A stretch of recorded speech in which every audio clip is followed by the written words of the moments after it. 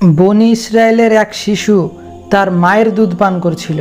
এমন সময় তার পাশ দিয়ে বিশাল রথে করে এক সুদর্শন পুরুষ চলে গেল।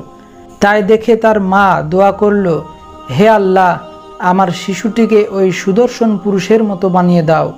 শিশুটি তখন তার মায়ের দুধ ছেড়ে দিয়ে সেই রথের দিকে তাকিয়ে বলল, হে আল্লাহ, আমাকে ওর মতো করো না।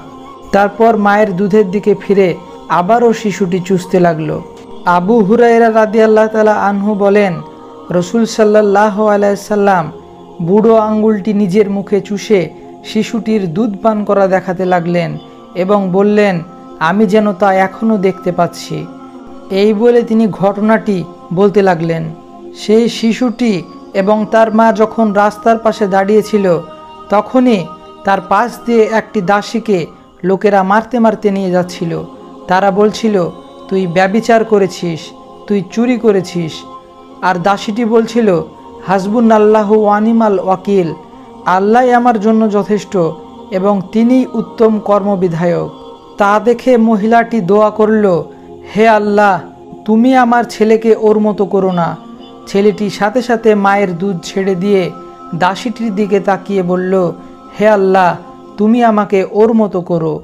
তারপরে সেই শিশুটি এবং তার মায়ের মধ্যে কথা বলা বলি শুরু হয়ে গেল। তার মা বলল, একটা সুন্দর আকৃতির লোক পার হয়ে গেল। আমি বললাম, হে আল্লাহ, তুমি আমার ছেলেকে ওর মতো করো। তখন তুমি বললে, হে আল্লাহ, তুমি আমাকে ওর মতো করো না। আবার যখন লোকেরা ওই দাসীটিকে নিয়ে যাচ্ছিল এবং অপবাদ দিচ্ছিল, তখন আমি বললাম, হে আল্লাহ, তুমি আমার ছেলেকে ওর মতো করো না। কিন্তু তুমি বললে, হে আল্লাহ, তুমি আমাকে ওর মতো করো। এর কারণটা কি? তখন শিশুটি বলল, তুমি বাহির দেখে বলছো আর আমি ভেতর দেখে বলেছি।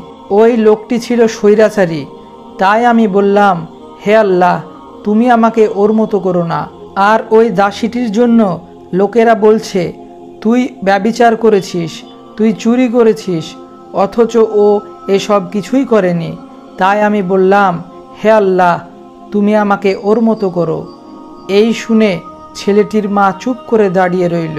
আর এটিই ছিল বনি ইসরায়েলের সেই তৃতীয় বাচ্চাটির কথা বলার ঘটনা।